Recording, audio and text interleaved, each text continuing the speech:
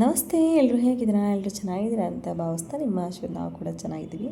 Welcome back to my channel. ನಾನು ರಮ್ಯಾ. ಬೆಳಗ್ಗೆಯಿಂದನೇ ವ್ಲಾಗ್ನ start ಮಾಡಿದ್ದೀನಿ. ಹಾಗೆ ಎಲ್ಲರಿಗೂ ಹೋಳಿ ಹುಣ್ಣಿಮೆಯ ಶುಭಾಶಯಗಳು. ಹೋಳಿ ಹಬ್ಬದ ದಿವಸದ ವ್ಲಾಗ್ ಇದಾಗಿರುತ್ತೆ. ಬೆಳಗ್ಗೆಯಿಂದ ವ್ಲಾಗ್ನ ಸ್ಟಾರ್ಟ್ ಮಾಡಿದ್ದೀನಿ. ಹಲೋ, ಆಯ್ತು ತರ್ತೀನಿ ಇರು. ಅಲ್ಲಿ ಕೂತಿರು, ಬಂದೆ. ಹಾಂ ಹಾಂ, ಅಪ್ಪಂಗೂ ತರ್ತೀನಿ, ಹಿಂಗೂ ತರ್ತೀನಿ, ಕೂತ್ಕೊಂಡಿರು. ಹಾಂ, ಪಾಪ ಹಾಲು ಕೇಳ್ತಾ ಇದ್ರಲ್ವ, ಹಾಗಾಗಿ ಒಂದು ಕಡೆ ಹಾಲು ಇಟ್ಕೊಂಡು ಒಂದು ಕಡೆ ನನಗೆ ಕುಡಿಯೋದಕ್ಕೆ ಅಂತೇಳಿ ಬಿಸಿನೀರು ಇಟ್ಕೊಳ್ತಿದ್ದೆ. ಹಾಗೆ ನಾನು ಹೊಟ್ಟೆ ಬೊಜ್ಜು ಕರಗಿಸ್ಬೇಕು ಅಂದರೆ ಈ ಟಿಪ್ಸ್ನ ಯೂಸ್ ಮಾಡಿ ಹಾಗಾಗಿ ತೋರಿಸ್ತಿದ್ದೀನಿ ಅಷ್ಟೇ. ಒಂದು ಗ್ಲಾಸಷ್ಟು ನೀರು ಹಾಕ್ಕೊಂಡು ಅದಕ್ಕೆ 1 ಟೇಬಲ್ ಸ್ಪೂನಷ್ಟು ಸೋಂಪು ಹಾಗೆ ಒಂದು ಅರ್ಧ ಟೇಬಲ್ ಸ್ಪೂನ್ ಆಗೋಷ್ಟು ಅಜ್ವಾನ್ ಕಾಳು ಹಾಕ್ಕೊಂಡು ಚೆನ್ನಾಗಿ ಕುದಿಸ್ಬಿಟ್ಟು ಆ ನೀರನ್ನ ಕುಡಿತೀನಿ. ಡೈಲಿ ನನ್ನ ರೋಟೀನಲ್ಲಿ ಇದು ಇದ್ದೇ ಇರುತ್ತೆ, ಮಿಸ್ ಆಗೋದಿಲ್ಲ. ಹಾಗಾಗಿ ನಿಮ್ಮ ಜೊತೆ ಕೂಡ ಶೇರ್ ಮಾಡ್ಕೊಳ್ತಾ ಇದ್ದೀನಿ. ಪಾಪು ಕೂಡ ಕೊಡ್ಬೋದು. ಪಾಪು ಕೊಡೋದ್ರಿಂದ ಏನು ಬೆನಿಫಿಟ್ಸ್ ಅಂದರೆ ಅಜ್ವಾನ್ ಕಾಳಿಂದ ಪಾಪುಗೆ ಹೀಟ್ ರೀತಿಯಾಗಿರುತ್ತಲ್ಲ ಬಾಡಿ, ಅದನ್ನು ಕೂಡ ಅಷ್ಟೇ ಕಡಿಮೆ ಮಾಡುತ್ತೆ. ಜೀರ್ಣಕ್ರಿಯೆ ಶಕ್ತಿ ಕೂಡ ಹೆಚ್ಚಾಗುತ್ತೆ. ಮಕ್ಕಳಿಗೆ ಕೂಡ ಈ ರೀತಿ ಮಾಡಿ ಕೊಡಬಹುದು, ಯಾವುದೇ ರೀತಿ ಪ್ರಾಬ್ಲಮ್ ಆಗಿಲ್ಲ. ನಾನು ಡಾಕ್ಟರ್ ಸಜೆಷನ್ ಮೇಲೆ ಪಾಪುಗೆ ಅಜ್ವಾನ್ ಕಾಳಿಂದು ಕಷಾಯ ಥರ ಮಾಡಿಕೊಡ್ತಿದ್ದೆ ಆವಾಗ. ಈಗ ಕಮ್ಮಿ ಮಾಡಿದ್ದೆ. ಹಾಗಾಗಿ ನಾನು ಡೈಲಿ ರೊಟೀನಲ್ಲಿ ಇದನ್ನು ಅಪ್ಲೈ ಮಾಡಿದ್ದೀನಿ. ಹಾಗಾಗಿ ನಿಮ್ಮ ಜೊತೆ ನಾನು ಶೇರ್ ಮಾಡ್ತಿದ್ದೀನಿ. ಚೆನ್ನಾಗಿ ಕುದ್ದಾದ ನಂತರ ಅದನ್ನು ಸೋಸಬೇಕು ಅಂತೇನಿಲ್ಲ, ಸೋಂಪುಕಾಳು ಕೂಡ ತಿನ್ಕೊಬೋದು. ಯಾಕಂದರೆ ಜೀರ್ಣಕ್ರಿಯೆ ಚೆನ್ನಾಗುತ್ತೆ, ಹಾಗೆ ಹೊಟ್ಟೆ ಬಾಗದಿರುವಂಥ ಬೊಜ್ಜನ್ನು ಕೂಡ ಅದು ಕರಗಿಸುತ್ತೆ. ಹಾಗಾಗಿ ಡೈಲಿ ಇದನ್ನು ಮಾಡ್ಕೊಳ್ತಾನೆ ಇರ್ತೀನಿ ನಾನು. ಹಾಗೆ ದೊಡ್ಡವ್ರಿಗೂ ಕೂಡ ಅಷ್ಟೇ ಬಾಡಿ ಹೀಟ್ ರೀತಿ ಆಗಿದೆ ಅನ್ನಿಸ್ದಾಗ ಈ ರೀತಿ ಅಜ್ವಾನ್ ಕಾಳಿನ ಕಷಾಯ ಕೂಡ ಮಾಡ್ಕೊಂಡು ಕುಡಿಬೋದು. ತುಂಬ ಬೆನಿಫಿಟ್ಸ್ ಕೂಡ ಇದೆ ಅಜ್ವಾನ್ ಕಾಳು ಹಾಗೆ ಸೋಂಪು ಕಾಳಿಂದ, ಅಥವಾ ಇದನ್ನು ಓಂಕಾಳು ಅಂತ ಕೂಡ ಕರೀತಾರೆ. ಹಾಗಾಗಿ ನಾನು ಡೈಲಿ ರೋಟಿನಲ್ಲಿ ಇದು ಇದ್ದೇ ಇರುತ್ತೆ. ಮತ್ತು ಪಾಪವು ಕೂಡ ಅಷ್ಟೇ, ಅವ್ರಿಗೂ ಸೋಸೇನು ಕೊಡಲ್ಲ, ಹಾಗೆ ಕೊಡ್ತೀನಿ. ಮನೇಲೇ ಈ ರೀತಿ ಕೆಲವೊಂದು ಟಿಪ್ಸ್ನ ಯೂಸ್ ಮಾಡಿ ನಮ್ಮ ದೇಹನ ನಾವೇ ಕಂಟ್ರೋಲ್ ಮಾಡ್ಕೊಬೋದು, ಅಥವಾ ಎಕ್ಸಸೈಸ್ ರೀತಿ ಕೂಡ ಮಾಡ್ಬೋದು. ಡೈಲಿ ಇದನ್ನು ಕುಡಿಯೋದ್ರಿಂದ ನನಗೂ ಕೂಡ ಅಷ್ಟೇ ತುಂಬ ಚೆನ್ನಾಗಿ ಯೂಸ್ಫುಲ್ ಆಗಿದೆ. ಹಾಗಾಗಿ ಒಂದು ಕಡೆ ಟೀ ಕೂಡ ರೆಡಿ ಮಾಡ್ತಿದ್ದೀನಿ. ನನ್ನ ಹಸ್ಬೆಂಡ್ ಕುಡಿಯಲ್ಲಲ್ವ, ಹಾಗಾಗಿ ಅವ್ರಿಗೆ ಟೀ ರೆಡಿ ಮಾಡ್ತಾಯಿದ್ದೆ. ಪಾಪು ಕೂಡ ಅಷ್ಟೇ, ಅದನ್ನು ಕುಡಿಸಿ ಒಂದು 1 ಹಾಫ್ ಅವರ್ ಆದಮೇಲೆ ಹಾಲು ಕೊಡ್ತೀನಿ. ಅಲ್ಲ, ಡೈಲಿ ರೋಟೀನ್, ಡೈಲಿ ಬೆಳಗ್ಗೆ ಹಾಲೇನು ಕೊಡೋದಿಲ್ಲ, ವಾರದಲ್ಲಿ 2 ಸರಿ ಮಾತ್ರ ಕೊಡ್ತೀನಿ. ಬೆಲ್ಲ ಕೂಡ ಖಾಲಿಯಾಗಿತ್ತು ಅಂತೇಳಿ ಸ್ಟೋರ್ ಮಾಡ್ಕೊಳ್ತಾ ಇದ್ದೀನಿ. ನಮ್ಮ ಪಾಪು ಅಂತ ನಿಜವಾಗ್ಲೂ ಒಂದು ಕಡೆ ಕೂಡ ಕೂರ್ತಾ ಇಲ್ಲ. ಏಕೆಂದರೆ ಪಪ್ಪ ಇದ್ದಾರಲ್ವ, ಪಪ್ಪಂಗೆ ಹಾಲು ಕೊಡು, ಪಪ್ಪಂಗೆ ಟೀ ಕೊಡು ಅಂತ ಬಂದು ಹೇಳ್ತಾನೇ ಇದ್ದರು. ಸರಿ ಕೊಡ್ತೀನಿ ಇರು ಪಾಪು ಅಂದರೆ ಕೇಳ್ತಾ ಇಲ್ಲ. ಅಟ್ಲೀಸ್ಟ್ ಬೆಲ್ಲನಾದರೂ ತಿನ್ನೋ ಕೊಡು ಅಮ್ಮ ಅಂತ ತುಂಬ ಹಠ ಮಾಡ್ತಾಯಿದ್ರು. ಬೆಲ್ಲ ಎಲ್ಲ ತಿನ್ನಬಾರ್ದು ಪಪ್ಪು ಅಂತೇಳಿ ನಾನು ಬಾಕ್ಸಿಗೆ ಹಾಕ್ಕೊಳ್ತಿದ್ದೆ. ಆರ್ಗ್ಯಾನಿಕ್ ಬೆಲ್ಲ ತೊಗೊಂಬಂದಿದ್ರು ನನ್ನ ಹಸ್ಬೆಂಡು, ಹಾಗಾಗಿ ಅದನ್ನೇ ಸ್ಟೋರ್ ಮಾಡ್ತಿದ್ದೆ. ಬೆಳಗ್ಗೆ ಟೀ ಅಂತ ಇರಲೇಬೇಕು ನನ್ನ ಹಸ್ಬೆಂಡ್ಗೆ, ಅದಕ್ಕೋಸ್ಕರ ಅಂತಲೇ ಟೀ ಕಾಯಿಸ್ತಿದ್ದೀನಿ. ಅವ್ರಿಗೆ ಸ್ವಲ್ಪ ಹೆಲ್ತ್ ಇಶ್ಯೂ ಇತ್ತು, ಬೇಡ ಅಂತ ಹೇಳಿದರು. ಹಸ್ಬೆಂಡ್ ಒಂದು ಗ್ಲಾಸ್ ಟೀ ಕೊಡಮ್ಮ, ನನಗೆ ಮೈಂಡೇ ರಿಲೀಫ್ ಅನಿಸುತ್ತೆ ಅಂದರು. ಸರಿ ಅಂತೇಳಿ ಬೆಲ್ಲ ಎಲ್ಲ ಖಾಲಿಯಾಗಿತ್ತಲ್ವ, ಅದನ್ನು ಕೂಡ ಸ್ಟೋರ್ ಮಾಡಿಕೊಂಡು ಎತ್ತಿಟ್ಕೊಳ್ತಿದ್ದೀನಿ. ನಮ್ಮ ಪಾಪು ತುಂಬ ಹಠ ಮಾಡ್ದಮ್ಮ ಬೆಲ್ಲ ಕೊಡು ಅಂತ, ಆದರೆ ನಾನು ಅವ್ರಿಗೆ ಬೆಲ್ಲ ಎಲ್ಲ ರೂಢಿ ಮಾಡಿದ್ದಕ್ಕೆ ಬೆಳಗ್ಗೆನೇ ಬೆಲ್ಲ ಸಕ್ಕರೆ ಅದೆಲ್ಲ ಕೊಡೋದು ಹೆಲ್ತಿಗೆ ಸ್ವಲ್ಪ ಅಷ್ಟೊಂದು ಸರಿ ಅನಿಸಲ್ಲ ಅಂತ ನಾನು ಅವ್ರಿಗೆ ಕೊಡಲಿಲ್ಲ. ಹಠ ಮಾಡ್ತಾನೇ ಇದ್ದರು. ಹೇಗೋ ಅವ್ರ ಪಪ್ಪ ಇದ್ರಲ್ವ, ಸಮಾಧಾನ ಮಾಡ್ಕೊಳ್ತಿದ್ರು. ಇನ್ನೇನೊಂದು ಕಡೆ ಟೀ ಕೂಡ ರೆಡಿ ಆಗ್ತಾಯಿದೆ. ಒಂದು ಕಡೆ ಅವ್ರಿಗೆ ಹಾಲು ಕೂಡ ಬಿಸಿಗೆ ಇಟ್ಟಿದ್ದೀನಿ. ಸ್ವಲ್ಪ ಈ ನೀರು ಕುಡಿದು 1 ಅವರ್ ಅಥವಾ ಒಂದು 1/2 ಅವರ್ ಆದಮೇಲೆ ಅವ್ರಿಗೆ ಹಾಲನ್ನ ಕೊಡ್ತೀನಿ. ಡೈಲಿ ಫ್ರೂಟ್ಸ್ ಅಥವಾ ಅದೆಲ್ಲ ರೂಢಿ ಮಾಡಿಲ್ಲ. ಸದ್ಯಕ್ಕೆ ಬೆಳಗ್ಗೆ ಎದ್ದ ತಕ್ಷಣ ಸ್ವಲ್ಪ ಹಾಲು ಕುಡಿಸ್ತೀನಿ. ಹಾಗೆ ಕಷಾಯನ ಅವ್ರಿಗೆ ಕುಡಿಯೋಕ್ಕೆ ಸ್ವಲ್ಪ ಪ್ರಾಬ್ಲಮ್ ಆಗುತ್ತೆ ಅಂತ ಒಂದು ಸ್ವಲ್ಪ ಬೆಲ್ಲ ಹಾಕಿ ಕೊಡ್ತೀನಿ. ಅಂದರೆ ಒಂಥರ ಖಾರ ಖಾರ ಅನಿಸುತ್ತೆ ಆ ನೀರು ಅವ್ರಿಗೆ ಅಂತೇಳಿ ಸ್ವಲ್ಪ ಬೆಲ್ಲ ಹಾಕಿ ಕೊಡ್ತೀನಿ. ಅವರು ಕೂಡ ಇಷ್ಟಪಟ್ಟು ಅದನ್ನು ಕುಡಿತಾರೆ. ಕುಡಿ, ನಿನ್ನ ಗ್ಲಾಸಲ್ಲಿದೆ ತಗೋ. ಗ್ಲಾಸಾ? ಓಕೆ, ಅದು ನನ್ನ ಗ್ಲಾಸ್, ಸರಿನಾ? ಕುಡಿಯೋಣ ಇರಿಬ್ರು. ಅಜ್ವಾನ್ ಕಷಾಯ ತುಂಬ ಬಿಸಿ ಇತ್ತು, ಹಾಗಾಗಿ ಅಮ್ಮ ಬಿಸಿ ಇದೆ ಅಂದರು ಅಂತೇಳಿ ಪ್ಲೇಟಿಗೆ ಹಾಕಿಬಿಟ್ಟು ಆರಿಸ್ತಾ ಇದ್ದೆ. ಅಮ್ಮ ನಾನು ಪ್ಲೇಟಲ್ಲೇ ಕುಡಿತೀನಿ ಕೊಡಿ ಅಂದರು. ಫಸ್ಟಿಗೆ ಲೋಟನೇ ಕೊಟ್ಟೆ, ಅಮ್ಮ ನನಗೆ ಬೇಡ ಪ್ಲೇಟಲ್ಲೇ ಹಾಕ್ಕೊಡಿ ಅಂದರು. ಸರಿ ಆಯ್ತು ಪಾಪು ಕುಡಿ ಅಂತೇಳಿ ಕೊಟ್ಬಿಟ್ಟೆ. ಅವರು ಕೂಡ ಅಷ್ಟು ಇಷ್ಟಪಟ್ಟು ಕುಡಿತಾರೆ. ಸ್ವಲ್ಪ ಸಿಹಿ ಆಗಿರೋದ್ರಿಂದ ಅವರು ಸುಮ್ಮನೆ ಕುಡಿತಾರೆ. ಇನ್ನೇನು ನಾನು ಕೂಡ ನೀರೆಲ್ಲ ಕುಡಿದ್ಬಿಟ್ಟು ಟಿಫನ್ ಕೂಡ ರೆಡಿ ಮಾಡಬೇಕು. ಹಸ್ಬೆಂಡ್ಗೆ ಗಂಜಿ ಕೂಡ ರೆಡಿ ಮಾಡಬೇಕು. ಸರಿ, ನೀನಾಗಿ ಟೀ ಕೂಡ ರೆಡಿ ಆಯಿತು. ಅಂದರೆ ಟೀ ಹೀಗೆ ಕುಡಿಯೋದಿಲ್ಲ, ಟೀಗೆ ಇಟ್ಬಿಟ್ಟು ಅದನ್ನು ಸೈಡಿಗೆ ಇಟ್ಟು ತಿಂಡಿ ರೆಡಿ ಮಾಡ್ಕೊತೀನಿ. ಆಗಿಬಿಟ್ರೆ ಬೇಗ ಕೆಲಸ ಆಗುತ್ತೆ. ಸ್ವಲ್ಪ ಲೇಟ್ ಆಯಿದ್ರು ಡ್ಯೂಟಿಗೆ ಹೋಗಿ ಲೇಟ್ ಆಯಿತು ಅಂತೇಳಿ ತಿಂಡಿ ತಿಂದೇ ಹೋಗ್ಬಿಡ್ತಾರೆ. ಹಾಗಾಗಿ ಎಷ್ಟು ಸಾಧ್ಯನೋ ಅಷ್ಟು ಬೇಗನೆ ಕೆಲಸ ಮಾಡ್ಕೊಳ್ತೀನಿ. 8:30 ಅನ್ನೋಷ್ಟಿಗೆ ಎಲ್ಲ ಕೆಲಸ ಮುಗಿಸ್ಬಿಡ್ತೀನಿ. ಟಿಫನ್ ಅವ್ರಿಗೆ ಅದೆಲ್ಲ ಮುಗಿಸ್ಬಿಟ್ಟು ಅವ್ರನ್ನ ಕಳಿಸಾದ್ಮೇಲೆ ನಾನು ಮಿಕ್ಕಿ ಡೈಲಿ ರೊಟೀನ್ ಮಾಡ್ಕೊಳ್ತೀನಿ. ಏನೇನು ಲೆಮನ್ ರೈಸ್ ಮಾಡೋಣ ಅಂತ ರೆಡಿ ಮಾಡ್ತಿದ್ದೀನಿ. ಸ್ವಲ್ಪ ವೆರೈಟಿಯಾಗಿ ಮಾಡ್ತಿದ್ದೀನಿ. ಯಾವ ರೀತಿ ಮಾಡ್ತೀನಿ ಅದು ಕೂಡ ನಿಮ್ಮ ಜೊತೆ ಶೇರ್ ಮಾಡ್ತೀನಿ. ನಾನು ಸ್ವಲ್ಪ ಪ್ರಮಾಣ ಜಾಸ್ತಿನೇ ಎಣ್ಣೆ ತೊಗೊಂಡಿದ್ದೀನಿ. ಹಾಗೆ ಇದಕ್ಕೆ ಸಾಸಿವೆ ಜೀರಿಗೆ ಹಾಕ್ಕೊಂಡು ಸಾಸಿವೆ ಜೀರಿಗೆ ಚೆನ್ನಾಗಿ ಸಿಡ್ದಾದ್ಮೇಲೆ ಕರಿಬೇವು ಸೊಪ್ಪು ಹಾಕ್ಕೊಳ್ತಿದ್ದೀನಿ. ಇದು ಅಷ್ಟೇ ಹಸಿ ಕರಿಬೇವು ಖಾಲಿಯಾಗಿತ್ತು, ಹಾಗಾಗಿ ಒಣ ಕರಿಬೇವನ್ನ ಹಾಕ್ಕೊಳ್ತಿದ್ದೀನಿ. ಹಾಗೆ ಒಂದು ಅರ್ಧ ಬೌಲಷ್ಟು ಶೇಂಗಾ ಬೀಜ, ಹಾಗೆ ಒಂದು ಅರ್ಧ ಬೌಲಷ್ಟು ಕಡಲೆಬೇಳೆ, ಹಾಗೆ ಒಂದು 1/4 ಬೌಲಷ್ಟು ಉದ್ದಿನಬೇಳೆ ಹಾಕ್ಕೊಳ್ತಿದ್ದೀನಿ. ಹಾಕ್ಕೊಂಡು ಇದು ಚೆನ್ನಾಗಿ ಡೀಪ್ ಫ್ರೈ ಆಗೋವರೆಗೂ ಚೆನ್ನಾಗಿ ಫ್ರೈ ಮಾಡ್ಕೊಳ್ತಿದ್ದೀನಿ. ಸ್ವಲ್ಪ ಗೋಲ್ಡನ್ ಕಲರ್ ಬರೋವರೆಗೂ ಬಂದರೆ ಸಾಕು. ಚೆನ್ನಾಗಿ ಫ್ರೈ ಮಾಡ್ಕೊಳ್ತಿದ್ದೀನಿ. ನಾನು ಇದಕ್ಕೆ ಶುಂಠಿ ಬೆಳ್ಳುಳ್ಳಿ ಪೇಸ್ಟ್ ಹಾಕ್ತಿದ್ದೀನಿ. ನೀವು ಬೇಕಾದ್ರೆ ಶುಂಠಿ ಬೆಳ್ಳುಳ್ಳಿನ ಜಜ್ಜಿಬಿಟ್ಟು ಹಾಗೆ ಹಾಕ್ಕೊಬೋದು. ತುಂಬ ಚೆನ್ನಾಗಿರುತ್ತೆ ಈ ಲೆಮನ್ ರೈಸು. ಹಾಗಾಗಿ ನನ್ನ ಹಸ್ಬೆಂಡ್ ಈ ರೀತಿ ಮಾಡಿಕೊಡು ಅಂದರು. ಮತ್ತು ನಾನು ಇದಕ್ಕೆ ಈರುಳ್ಳಿ ಕೂಡ ಯೂಸ್ ಮಾಡ್ತಿದ್ದೀನಿ. ಈರುಳ್ಳಿ ಯೂಸ್ ಮಾಡ್ದೇ ಕೂಡ ಮಾಡ್ಕೊಬೋದು, ಇನ್ನೂ ಚೆನ್ನಾಗಿರುತ್ತೆ. ಸ್ವಲ್ಪ ಗೋಲ್ಡನ್ ಕಲರ್ ಬಂದಾದಮೇಲೆ ಹಸಿಮೆಣಸಿನ್ಕಾಯಿ ಕೂಡ ಹಾಕ್ಕೊಳ್ತಿದ್ದೀನಿ. ಇದು ಅಷ್ಟೇ ಚೆನ್ನಾಗಿ ಎಣ್ಣೆಯಲ್ಲೇ ಫ್ರೈ ಮಾಡ್ಕೊಳ್ತಾ ಇದ್ದೀನಿ. ಸ್ವಲ್ಪ ಖಾರ ಬಿಡೋವರೆಗೂ ಚೆನ್ನಾಗಿ ಫ್ರೈ ಮಾಡ್ಕೊಳ್ತಾ ಇದ್ದೀನಿ, ಒಂದು 2 ರಿಂದ 3 ನಿಮಿಷ. ಹಾಗೆ ಹಸಿಮೆಣಸಿನ್ಕಾಯಿ ಚೆನ್ನಾಗಿ ಫ್ರೈ ಆದ ನಂತರ ಈರುಳ್ಳಿ ಕೂಡ ಹಾಕ್ಕೊಂಡು ಇದು ಕೂಡ ಅಷ್ಟೇ ಒಂದು ಸ್ವಲ್ಪ ಗೋಲ್ಡನ್ ಕಲರ್ಗೂ ಚೆನ್ನಾಗಿ ಫ್ರೈ ಮಾಡ್ಕೊಬೇಕು. ತೀರಾ ಫ್ರೈ ಮಾಡಿಕೊಂಡ್ರೆ ಎಣ್ಣೆಯಲ್ಲೇ ಕರ್ಗೋಗ್ಬಿಡುತ್ತೆ ಈರುಳ್ಳಿ, ಹಾಗಾಗಿ ಡೀಪ್ ಫ್ರೈ ಏನು ಮಾಡ್ಕೊಳ್ತಿಲ್ಲ, ಹಾಗೆ ನಾರ್ಮಲಾಗಿ ಫ್ರೈ ಮಾಡ್ಕೊಳ್ತಿದ್ದೀನಿ. ನೀವು ಬೇಕಾದ್ರೆ ಈರುಳ್ಳಿ ಕೂಡ ಸ್ಕಿಪ್ ಮಾಡಿಕೊಂಡು ಹಾಗೆ ಶುಂಠಿ ಬೆಳ್ಳುಳ್ಳಿ ಪೇಸ್ಟ್ ಹಾಕ್ಕೊಂಡು ಮಾಡ್ಕೊಬೋದು, ಅದು ಕೂಡ ಅಷ್ಟೇ ತುಂಬ ಚೆನ್ನಾಗಿರುತ್ತೆ. ಇನ್ನೇನು ಶುಂಠಿ ಬೆಳ್ಳುಳ್ಳಿ ಪೇಸ್ಟ್ ಕೂಡ ಅಷ್ಟೇ 1 ಟೇಬಲ್ ಸ್ಪೂನಷ್ಟು ಹಾಕ್ಕೊಂಡಿದ್ದೀನಿ. ತದನಂತರ ಒಂದು 1/4 ಟೇಬಲ್ ಸ್ಪೂನಷ್ಟು ಅರಿಶಿನ ಹಾಕ್ಕೊಳ್ತಿದ್ದೀನಿ. ಚೆನ್ನಾಗಿ ಮಿಕ್ಸ್ ಮಾಡ್ಕೊಳ್ತಿದ್ದೀನಿ. ಬೇಕಾದ್ರೆ ಅರಿಶಿನ ಕೂಡ ಸ್ಕಿಪ್ ಮಾಡ್ಕೊಬೋದು, ಒಂದು ಸ್ವಲ್ಪ ವೈಟ್ ಕಲರ್ ಆಗುತ್ತೆ ಅಷ್ಟೇ, ಅದರ ಟೇಸ್ಟ್ ಕೂಡ ಮಸ್ತಾಗಿರುತ್ತೆ. ಇದನ್ನು ಕೂಡ ಅಷ್ಟೇ ಒಂದು 2 ನಿಮಿಷ ಚೆನ್ನಾಗಿ ಮಿಕ್ಸ್ ಮಾಡ್ಕೊಳ್ತಿದ್ದೀನಿ. ತದನಂತರ ರುಚಿಗೆ ಎಷ್ಟು ಬೇಕೋ ಅಷ್ಟು ಉಪ್ಪನ್ನು ಹಾಕ್ಕೊಂಡು ಚೆನ್ನಾಗಿ ಮಿಕ್ಸ್ ಮಾಡ್ಕೊಳ್ತಾ ಇದ್ದೀನಿ. ಲೋ ಫ್ಲೇಮಲ್ಲಿ ಇಟ್ಕೊಂಡು ಒಂದು 2 ನಿಮಿಷ ಇದನ್ನು ಚೆನ್ನಾಗಿ ಮಿಕ್ಸ್ ಮಾಡ್ಕೊಂಡಾದ ನಂತರ ಸಿಂಪಲಾಗಿ ನೋಡಿ ಈ ರೀತಿ ಲೆಮನ್ ರೈಸ್ ಮಾಡ್ಕೊಬೋದು. ಇದಕ್ಕೆ ಕೊನೆಗೆ ನಾನು ನಿಂಬೆಹಣ್ಣು ಹಿಂಡ್ಕೊಳ್ತಾ ಇದ್ದೀನಿ. ಕೊನೆಗೆ ಕೊತ್ತಂಬರಿ ಸೊಪ್ಪು ಕೂಡ ಹಾಕ್ಕೊಬೋದು. ನಾನು 1 ನಿಂಬೆಹಣ್ಣು ಹಿಂಡ್ಕೊಳ್ತಿದ್ದೀನಿ. ನಿಮ್ಗೆ ಹುಳಿ ಉಪ್ಪು ಎಷ್ಟು ಬೇಕೋ ಅಷ್ಟನ್ನು ಹಿಂಡ್ಕೊಳ್ಳಿ. ತುಂಬ ಟೇಸ್ಟಿಯಾಗಿ ಕೂಡ ಇರುತ್ತೆ ಈ ರೆಸಿಪಿ, ಬೇಗ ಕೂಡ ಆಗುತ್ತೆ. ಇನ್ನು ಇದು ಕೂಡ ಚೆನ್ನಾಗಿ ಮಿಕ್ಸ್ ಮಾಡ್ಕೊಂಡಾದ ನಂತರ ಇನ್ನೇನು ಹಸ್ಬೆಂಡ್ ಡ್ಯೂಟಿ ಟೈಮ್ ಆಯಿತು ಅಂದ್ರಲ್ವ, ಅವ್ರಿಗೆ ಒಂದು ಕಡೆ ಗಂಜಿ ಕೂಡ ರೆಡಿ ಮಾಡಿದ್ದೀನಿ. ಹಾಗೆ ಲೆಮನ್ ರೈಸ್ ಕೂಡ ರೆಡಿ ಆಯಿತು. ನೋಡಿ ಎಷ್ಟು ಅನ್ನ ಹುಡಿ ಮಾಡಿಕೊಂಡು ಇದನ್ನು ಮಿಕ್ಸ್ ಮಾಡಿಕೊಂಡು ಊಟ ಮಾಡಿದರೆ ತುಂಬ ಚೆನ್ನಾಗಿರುತ್ತೆ. ಟೇಸ್ಟ್ ವೈಸ್ ಕೂಡ ಅಷ್ಟೇ ಚೆನ್ನಾಗಿರುತ್ತೆ. ಹಾಗೆ ಬೆಳಗ್ಗೆ ಲೇಟ್ ಆಯಿತು ಟಿಫನ್ ಮಾಡೋಕ್ಕೆ ಅಂದರೆ ಈ ರೀತಿ ಸಿಂಪಲಾಗಿ ಲೆಮನ್ ರೈಸ್ ಕೂಡ ಮಾಡ್ಕೊಬೋದು. ನಾನು ಶುಂಠಿ ಬೆಳ್ಳುಳ್ಳಿ ಪೇಸ್ಟ್ ಹಾಕಿದ್ದೀನಿ, ಅದನ್ನು ತೋರ್ಸೋಕ್ಕಾಗಲಿಲ್ಲ, ಆ ಕ್ಲಿಪ್ಪಿಂಗ್ ಇರಲಿಲ್ಲ, ಹಾಗಾಗಿ ಅಷ್ಟೇ. ನೀವೊಮ್ಮೆ ಟ್ರೈ ಮಾಡಿ ನೋಡಿ. ಹಾಗೆ ಮಾಡಾದ್ಮೇಲೆ ಕಮೆಂಟ್ ಕೂಡ ಮಾಡಿ ಯಾವ ರೀತಿ ಬಂದಿದೆ ಅಂತೇಳಿ. ಇನ್ನೇನು ಇದು ಟಿಫನ್ ಕೂಡ ರೆಡಿ ಆಯಿತು.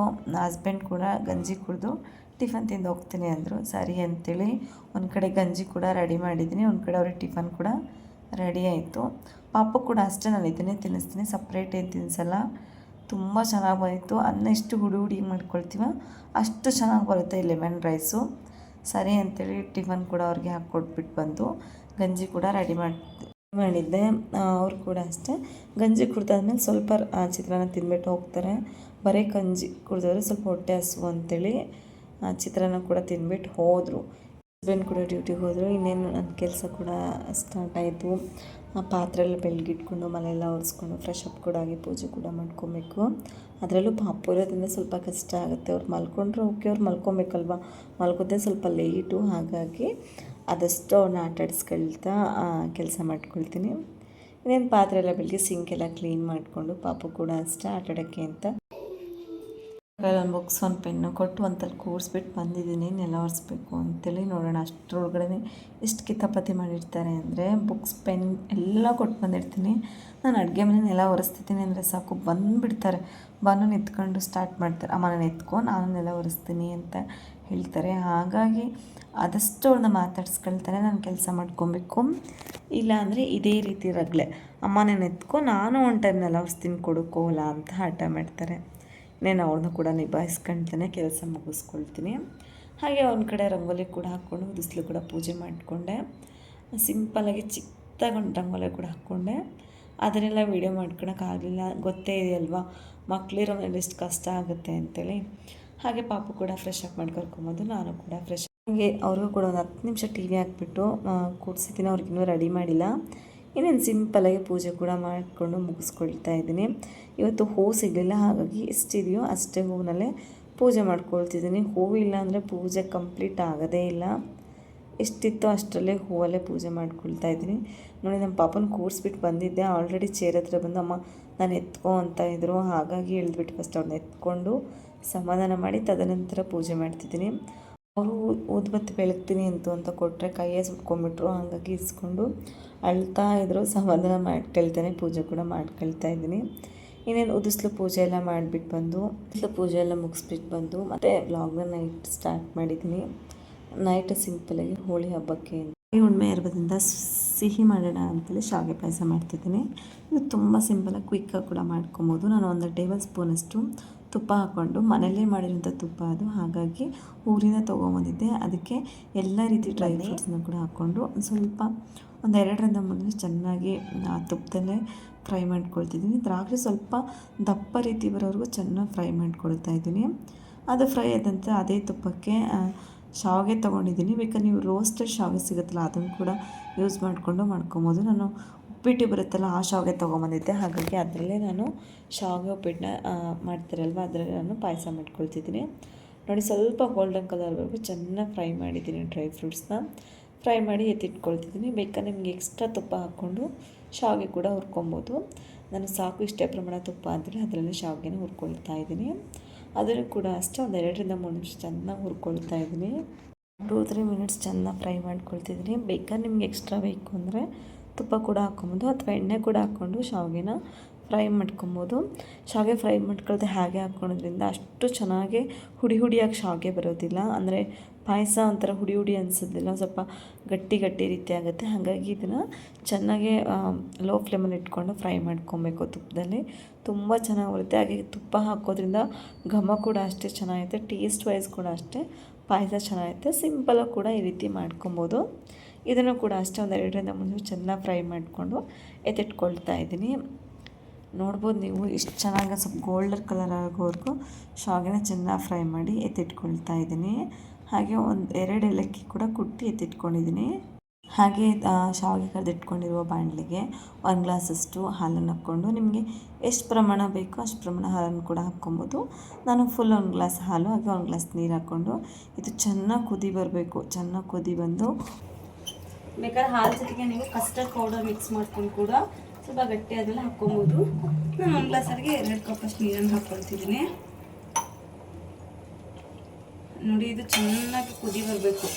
ಇದು ಅಂದರೆ ಉಕ್ಕೋ ರೀತಿ ಬರಬೇಕು ಹಾಲು. ಆಮೇಲೆ ಶಾವಿಗೆ ಕೂಡ ಹಾಕ್ಕೊಳ್ತೀನಿ ನಾನು. ನೋಡಿ ಹಾಲು ಚೆನ್ನಾಗಿ ಕುದಿ ಬರ್ತಾ ಇದೆ. ಚೆನ್ನಾಗಿ ಕುದಿ ಬಂದು 2 ನಿಮಿಷ ಲೋ ಫ್ಲೇಮಲ್ಲಿ ಇಟ್ಕೊಂಡು ಚೆನ್ನಾಗಿ ಹಾಲನ್ನ ಕುದಿಸ್ತಿದ್ದೀನಿ. ಸ್ವಲ್ಪ ಗಟ್ಟಿ ರೀತಿ ಆಗುತ್ತೆ ಹಾಲು, ಅಲ್ಲಿವರೆಗೂ ಚೆನ್ನಾಗಿ ಕುದಿಸ್ಕೊಳ್ತೀನಿ. ತದನಂತರ ಹುರಿದಿಟ್ಕೊಂಡಿರುವಂಥ ಶಾವಿಗೆ ಹಾಕ್ಕೊಳ್ತಿದ್ದೀನಿ. ಹುರಿದಿಟ್ಕೊಂಡಿರ್ತೀವಲ್ವ ಆ ಶಾವಿಗೆನ ಮಿಕ್ಸ್ ಮಾಡ್ಕೊಳ್ತಾ ಇದ್ದೀನಿ. ಹಾಕ್ಕೊಳ್ತಾನೆ ಮಿಕ್ಸ್ ಮಾಡ್ತಾ ಇರಬೇಕು. ಇದು ಒಂದೇ ಕಡೆ ಗಟ್ಟಿಯಾಗ್ಬಿಡುತ್ತೆ ಶಾವಿಗೆ, ಉಂಡೆ ರೀತಿ ಕಟ್ಕೊಂಡ್ಬಿಡುತ್ತೆ. ಹಾಗಾಗಿ ಮಿಕ್ಸ್ ಮಾಡ್ತಾನೆ ಇರಬೇಕು, ಆವಾಗ ಉದ್ದುದ್ರಾಗುತ್ತೆ ಶಾವಿಗೆ. ಇಲ್ಲದ್ರೆ ನಾವು ಒಂದೇ ಕಡೆ ಮಾಡ್ತಾಯಿದ್ರೆ ಅದೇನು ಮಾಡಿಬಿಡ್ತಾರೆ, ಗಂಟು ಥರ ಆಗಿಬಿಡುತ್ತೆ ಶಾವಿಗೆ. ಚೆನ್ನಾಗಿ ಬೇಯಕ್ಕೆ ಬಿಡ್ತೀನಿ. ಇದಕ್ಕೆ 2 ಏಲಕ್ಕಿ ಪುಡಿ ಕುಟ್ಟು ಹಾಕ್ತೀನಿ. ಶಾವಿಗೆ ಚೆನ್ನಾಗಿ ಬೇಯಬೇಕು, ಬೇಯಬೇಕು, ಅಲ್ಲಿವರೆಗೂ ಮಿಕ್ಸ್ ಮಾಡ್ತಾನೆ ಇರಬೇಕು. ಬೇಕಾದ್ರೆ ನೀವು ಇದಕ್ಕೆ ಹೆಸರುಬೇಳೆ ಕೂಡ ಹಾಕ್ಕೊಂಡು ಮಾಡ್ಕೊಬೋದು ಮಿಕ್ಸ್ ಮಾಡಿಕೊಂಡು. ನೋಡಿ ಎಷ್ಟು ಚೆನ್ನಾಗಿ ಕುದೀತಿದೆ. ಚೆನ್ನಾಗಿ ಶಾವಿಗೆ ಬೇಯೋ ತನಕ ಬಿಡಬೇಕು. ಇದನ್ನು ನೋಡಿ ಮಿಕ್ಸ್ ಮಾಡ್ತಾ ಇದ್ರೆ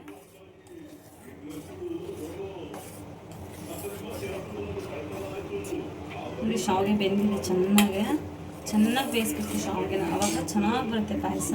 ಶಾವಿಗೆನೂ ಅಷ್ಟೇ ಗಟ್ಟಿ ಅನಿಸೋದಿಲ್ಲ, ಯಾಕಂದರೆ ಇದು ಉಪ್ಪಿಟ್ಟು ಶಾವಿಗೆ ಅಂತ ಬರುತ್ತೆ, ಅದು ತೊಗೊಂಡಿದೆ. ಪಾಯಸಕ್ಕೆ ಅಂತ ಬೇಕಾದ್ರೆ ಥರ ಹುರಿದಿಟ್ಟು ರೋಸ್ಟ್ ಶಾವಿಗೆ ಅಂತ ಸಿಗುತ್ತೆ ಪಾಯಸಕ್ಕೆ ಅಂತಲೇ MTRದು. ಇದು ಕೂಡ MTRದೆ, ಆದರೆ ಶಾವಿಗೆ ಉಪ್ಪಿಟ್ಟಿಗೆ ಅಂತ ತೊಗೊಂಡೆ, ಅದರಲ್ಲೇ ನಾನು ಪಾಯಸ ಮಾಡ್ತಾಯಿದ್ದೀನಿ. ನೋಡ್ಬಿಡಿ ಇಷ್ಟು ಚೆನ್ನಾಗಿ ಕಲರ್ ಬಂದಿದೆ ಅಂತ.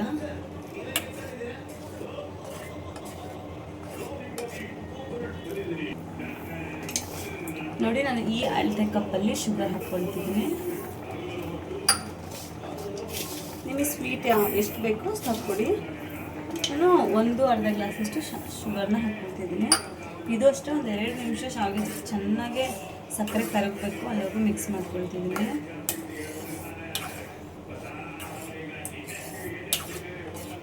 ಸಕ್ಕರೆ ಹಾಕಿದ್ಮೇಲೆ ಸ್ವಲ್ಪ ಗಟ್ಟಿ ಅನಿಸುತ್ತೆ, ಬೇಕಾದ್ರೆ ನೀವು ಎಕ್ಸ್ಟ್ರಾ ಹಾಲು ಕೂಡ ಹಾಕ್ಕೊಬೋದು. ಚೆನ್ನಾಗಿ ಸಕ್ಕರೆ ಕರಗೋ ತನಕ ಚೆನ್ನಾಗಿ ಮಿಕ್ಸ್ ಮಾಡ್ಕೊಳ್ತಿದ್ದೀನಿ. ಹಾಗೆ ಸಕ್ಕರೆ ಎಲ್ಲ ಕರಗಾದ್ಮೇಲೆ ಪುಡಿ ಮಾಡಿ ಇಟ್ಕೊಂಡಿರುವಂಥ ಏಲಕ್ಕಿ ಪುಡಿ ಕೂಡ ಹಾಕ್ಕೊಳ್ತಿದ್ದೀನಿ. ಕುಟ್ಟು ಪುಡಿ ಮಾಡಿ ಇಟ್ಕೊಂಡಿದ್ದೆ ಏಲಕ್ಕಿ ಆಲ್ರೆಡಿ ಆಗಲೇ, ಅದನ್ನು ಕೂಡ ಹಾಕ್ಕೊಂಡು ಚೆನ್ನಾಗಿ ಮಿಕ್ಸ್ ಮಾಡ್ಕೊಳ್ತಿದ್ದೀನಿ. ಒಂದು 2 ನಿಮಿಷ ಚೆನ್ನಾಗಿ ಮಿಕ್ಸ್ ಮಾಡಿಕೊಂಡ್ರೆ ಸಾಕು. ತಣ್ಣಗಾದ್ಮೇಲೂ ಕೂಡ ಅಷ್ಟೇ, ಇಷ್ಟೇ ತೆಳೋ ರೀತಿ ಇರುತ್ತೆ, ಯಾವುದೇ ರೀತಿ ಗಟ್ಟಿ ಆಗೋದಿಲ್ಲ. ಕೊನೆಗೆ ಇದಕ್ಕೆ ನಾನು ಹುರಿದಿಟ್ಕೊಂಡಿರುವಂಥ ಡ್ರೈ ಫ್ರೂಟ್ಸ್ ಹಾಕ್ಕೊಳ್ತಿದ್ದೀನಿ. ಬೇಕಾದ್ರೆ ನೀವು ಕೇಸರಿ ಇತ್ತು ಅಂದರೆ ಕೇಸರಿ ದಳ ಕೂಡ ಹಾಕ್ಕೊಬೋದು. ನನ್ನ ಮನೇಲಿ ಏನಿತ್ತೋ ಅದನ್ನು ಯೂಸ್ ಮಾಡಿ ಯಾವಾಗಲೂ ಮಾಡೋದು. ಹಾಗಾಗಿ ಡ್ರೈ ಫ್ರೂಟ್ಸ್ ಕೂಡ ಹಾಕ್ಕೊಂಡು ಚೆನ್ನಾಗಿ ಮಿಕ್ಸ್ ಮಾಡ್ಕೊಳ್ತಾ ಇದ್ದೀನಿ. ನೋಡ್ಬೋದು ಎಷ್ಟು ಚೆನ್ನಾಗಿ ಬಂದಿದೆ ಅಂಥೇಳಿ. ಒಂದು 2 ನಿಮಿಷ ಲೋ ಫ್ಲೇಮಲ್ಲಿ ಕುದಿಸ್ಕೊಂಡು ಇಳಿಸ್ಕೊಂಡಾದ್ಮೇಲೆ ಕೂಡ ಅಷ್ಟೇ, ಇಷ್ಟೇ ತೆಳು ರೀತಿ ಇರುತ್ತೆ ಪಾಯಸ, ಯಾವ ರೀತಿ ಗಟ್ಟಿ ಆಗೋದಿಲ್ಲ. ನಿಮ್ಗೆ ಅಷ್ಟು ಗಟ್ಟಿ ಆಯಿತು ಅನ್ಸರಿ ಸ್ವಲ್ಪ ಹಾಲು ಹಾಕ್ಕೊಂಡು ಕೂಡ ಮಿಕ್ಸ್ ಮಾಡ್ಕೊಬೋದು. ನೋಡಿ ಎಷ್ಟು ಚೆನ್ನಾಗಿ ಬಂದಿದೆ ಪಾಯಸ ಅಂಥೇಳಿ. ಇನ್ನೇನು ಕೊನೆಗೆ ಇದಕ್ಕೆ ನಾನು 1 ಟೇಬಲ್ ಸ್ಪೂನ್ ಅಷ್ಟು ತುಪ್ಪ ಹಾಕ್ಕೊಳ್ತಿದ್ದೀನಿ. ಇದು ಚೆನ್ನಾಗಾಗುತ್ತೆ ಅಂತೇಳಿ. ನೋಡಿ ಎಷ್ಟು ಚೆನ್ನಾಗಿ ಬಂದಿದೆ ಪಾಯಸ ಕೂಡ ನೋಡ್ಬೋದು. ಘಮ ಕೂಡ ಅಷ್ಟೇ ಚೆನ್ನಾಗಿದೆ. ನೋಡಿದ್ರಲ್ವಾ ಎಷ್ಟು ಸಿಂಪಲ್ಲಾಗೆ ಪಾಯಸ ಕೂಡ ರೆಡಿ ಆಯಿತು ಅಂಥೇಳಿ. ಇಷ್ಟು ತೆಳು ರೀತಿ ಇದೆ, ಟ್ರೈ ಮಾಡೋ ರೀತಿಯೇ ತುಂಬ ಚೆನ್ನಾಗಿ ಬಂದಿರುತ್ತೆ ಎಷ್ಟು ಪಾಯಸ. ಒಮ್ಮೆ ಟ್ರೈ ಮಾಡಿ ನೋಡಿ, ಈಸಿಯಾಗಿ ಕೂಡ ಮಾಡ್ಕೊಬೋದು. ನೋಡ್ಬೋದು ಎಷ್ಟು ತೆಳು ರೀತಿ ಇದೆ ಪಾಯಸ. ಒಮ್ಮೆ ಟ್ರೈ ಮಾಡಿ ನೋಡಿ, ಇಷ್ಟು ತೆಳು. ಬ್ಲಾಗ್ ಇಲ್ಲೇ ಎಂಡ್ ಮಾಡ್ತಿದ್ದೀನಿ. ನಿಮ್ಗೆ ಏನಾದರೂ ಈ ಬ್ಲಾಗ್ ಇಷ್ಟ ಲೈಕ್ ಮಾಡಿ, ಶೇರ್ ಮಾಡಿ, ಸಬ್ಸ್ಕ್ರೈಬ್ ಮಾಡಿ. Thank you for watching.